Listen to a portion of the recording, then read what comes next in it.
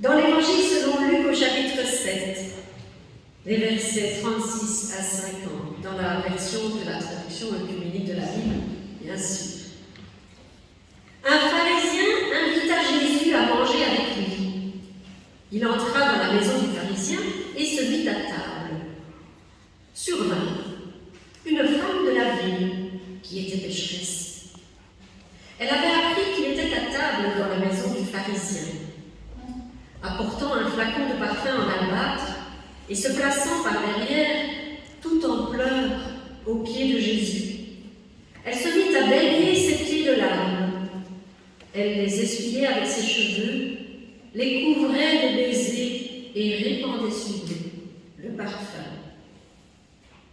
Voyant cela, le pharisien qui l'avait invité se dit en lui-même: si cet homme était prophète, il saurait qu'il est cette femme qui me touche. Il saurait que c'est une pécheresse. Jésus prit la parole et lui dit: Simon, j'ai quelque chose à te dire.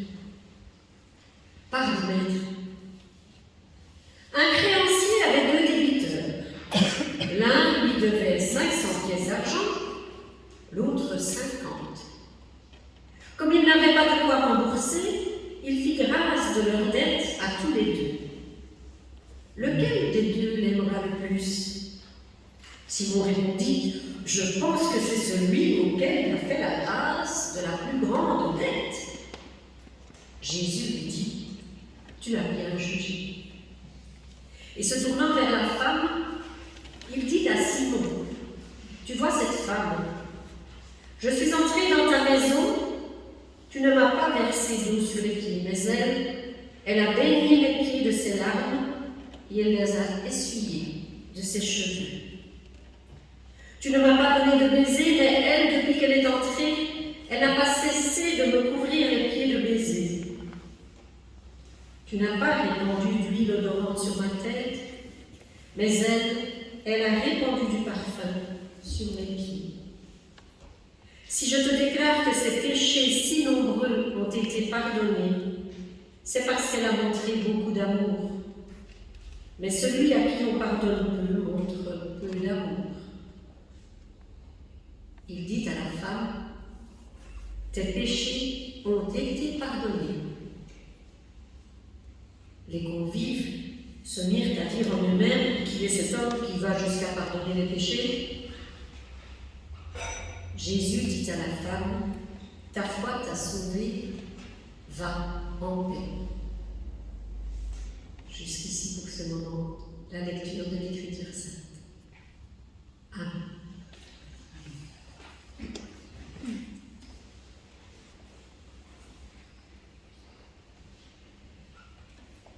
Lorsque j'ai reçu une sympathique invitation à participer à cette neuvaine, je vous avoue que j'ai été un peu tiraillée. Tiraillée entre la joie de la rencontre et le thème qui n'avait pas beaucoup de résonance en moi. Il ne me paraissait pas très sexy, ce thème-là. Et en plus, c'était un vendredi 13. Non, je blague. Bon. Mais nous y voilà, nous sommes là. Pensant à la sollicitude, c'est toujours ce récit dit de la femme au parfum qui s'imposait à moi. Et ça m'énervait, car avant de relire attentivement le texte, je ne voyais pas trop ce qu'il venait faire dans notre thème, mais il revenait toujours dans ma tête.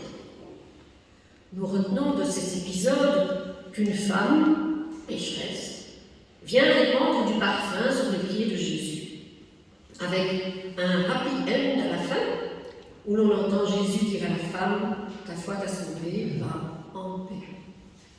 Et le reste passe souvent à la trappe de nos mémoires sélectives. Après relecture au pluriel, il me semble que finalement ce passage touche quand même à notre thème et que je peux le laisser s'imposer à nous. La sollicitude, vous avez déjà dû l'entendre de nombreuses fois ces jours-ci. La sollicitude est décrite comme une attention soutenue et maternelle. Je me permets de le traduire générosité, plus que de la charité et même plus que de la solidarité. La sollicitude nous pousse à nous abandonner nous-mêmes pour nous mettre totalement à la place de l'autre, jusqu'à être totalement l'autre. Le verbe être est au centre de la sollicitude.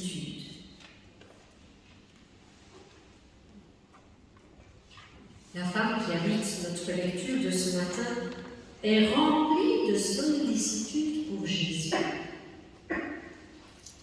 Si nous voudrions avoir de la sollicitude, nous proposerions quelque chose à boire ou à... Amen. Cette femme, donc, la femme qui habite notre lecture, est remplie de sollicitude pour Jésus. On le voit, elle le baigne de ses larmes. Elle parfume ses pieds, elle l'embrasse. Et dans l'Évangile, selon Marc, on a un peu le même principe. Un épisode qui est lié à la montée pascale, lorsque Jésus va vers sa passion, sa crucifixion, sa mort et sa résurrection. Et dans le récit de Marc, l'accent est mis sur le prix du parfum. C'est un parfum de grand prix. Chez Luc, il n'y a pas cette notion de parfum de grand prix, mais du parfum. Et on dirait chez Luc que les larmes et les baisers de la femme ont au moins autant de valeur que le parfum. On désigne ce passage en disant la femme au parfum, mais nous pourrions tout autant dire la femme aux larmes et aux baisers parfumés. Ce Jésus étendu, couvert de pleurs et d'huile parfumée, il nous projette, chez Luc comme chez Marc, vers la découverte du tombeau vide par les femmes au matin de Pâques. Dans de nombreux textes, c'est Jésus qui prend soin. C'est Jésus qui guérit. C'est Jésus qui se penche avec compassion sur les pauvres, sur les malades qui lui sont présentés.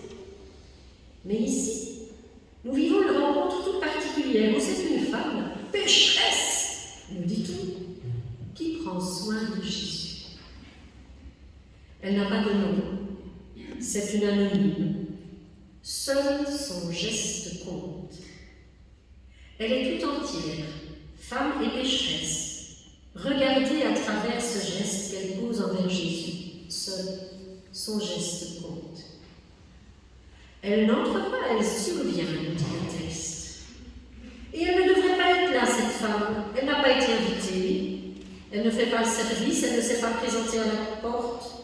Et en plus, c'est une pécheresse. Nous pouvons peut-être penser qu'elle verse des larmes sur ses péchés, mais alors pourquoi tant de baisers? Pourquoi le parfum? Non, elle n'est pas là pour pleurer sur son triste sort. D'ailleurs, si vous avez bien écouté, elle ne demande rien. Elle ne demande rien que de pouvoir s'occuper de Jésus, s'occuper de lui déjà comme si elle s'occupait du Christ. Et là, permettez-moi de revenir à notre thème et d'aborder la sollicitude sous cet angle.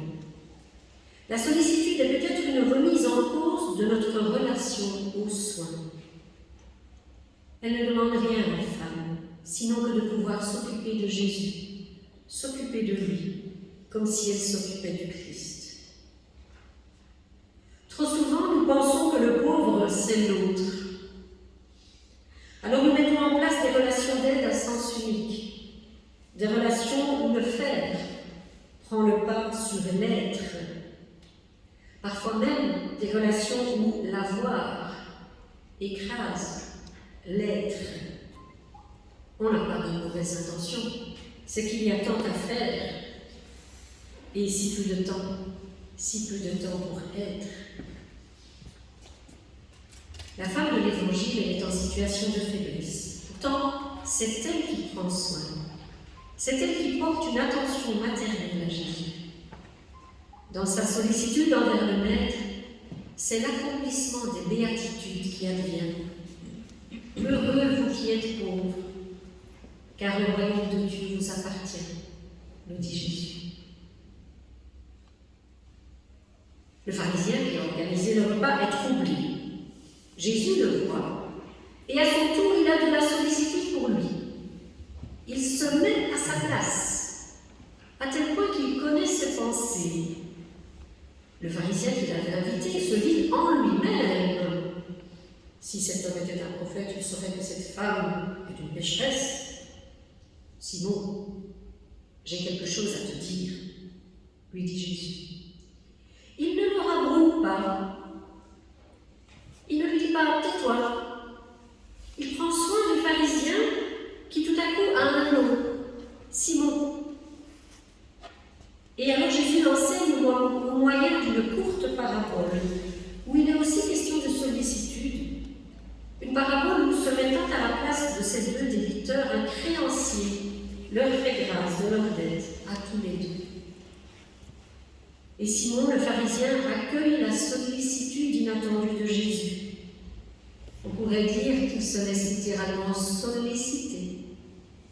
Et ce faisant, il change son point de vue sur la femme pécheresse.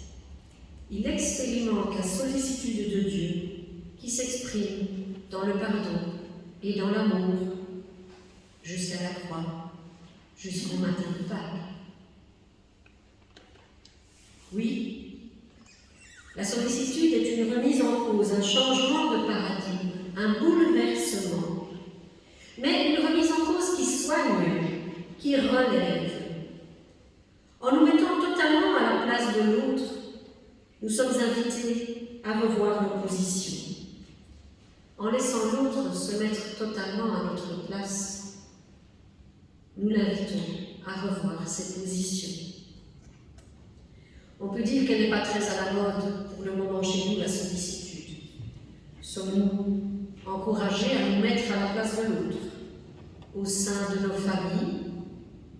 Parfois un peu, parfois c'est là que c'est le plus difficile.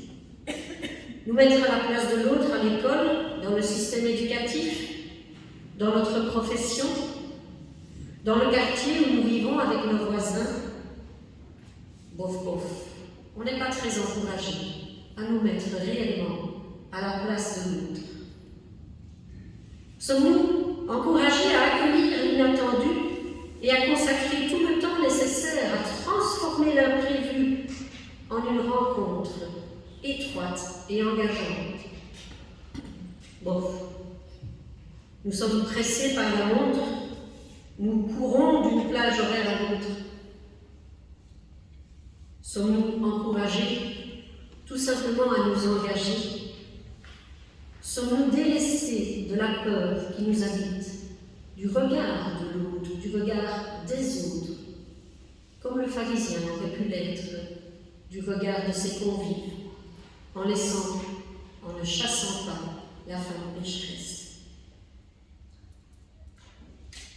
Celle ou celui qui a besoin de solitude, pourtant, ce n'est pas toujours l'autre.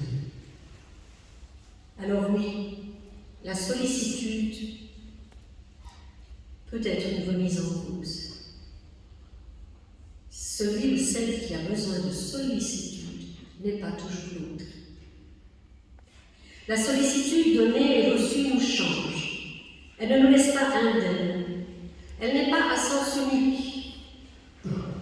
En nous appelant à nous mettre dans la peau de l'autre, ou à accepter que l'autre se mette dans notre peau, elle nous fait vivre une autre réalité. Parfois, elle nous pousse à être la voix des sans-voix, à la manière de Jésus qui défend la femme qui ne dit mot. Elle est d'abord étendue, cette femme, écroulée. Elle n'est que larmes et péchés.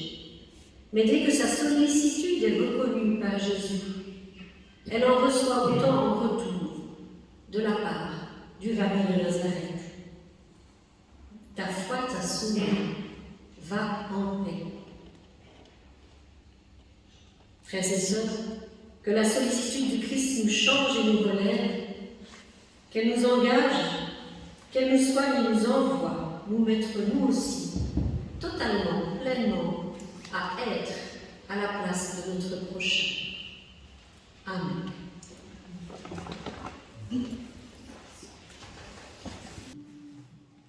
Seigneur,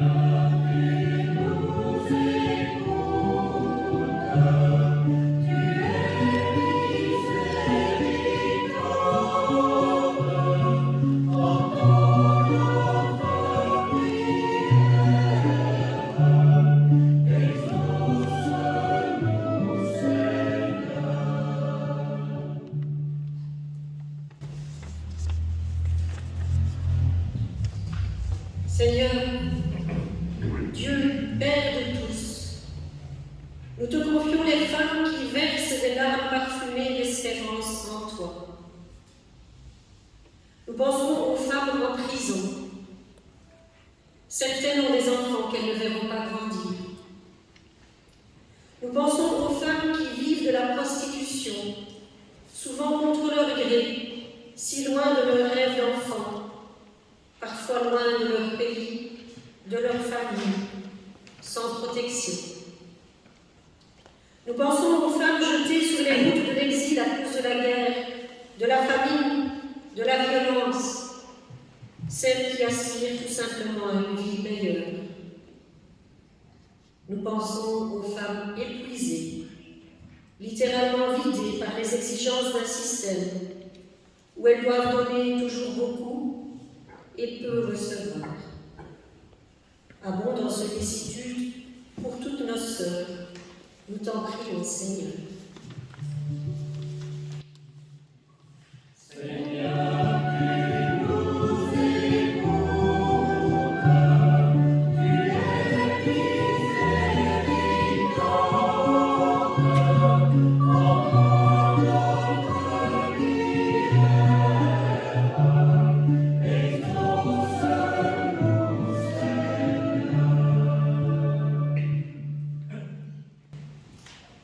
Seigneur ressuscité, nous te confions la jeunesse, confrontée depuis de trop nombreux mois à un contexte anxiogène.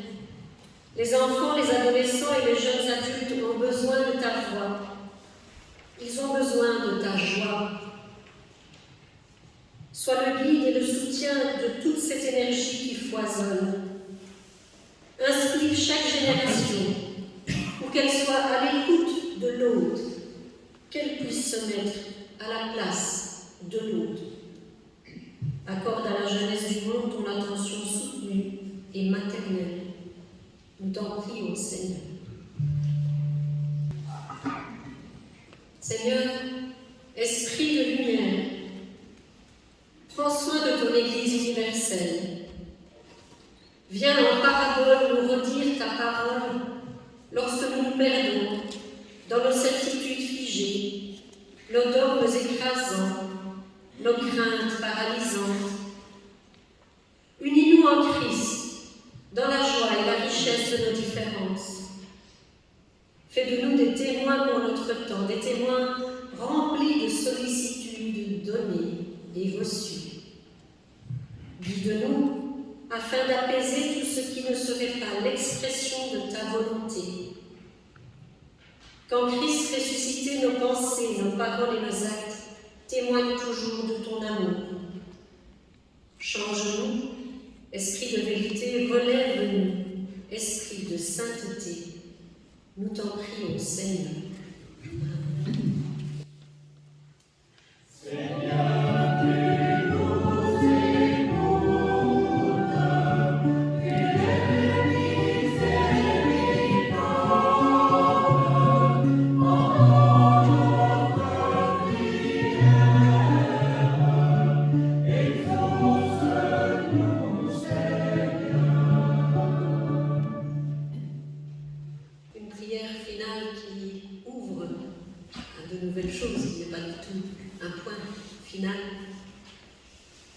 Pour aider les enfants à prier, en toutes circonstances, en tout lieu, on leur dit, vous avez votre petite main.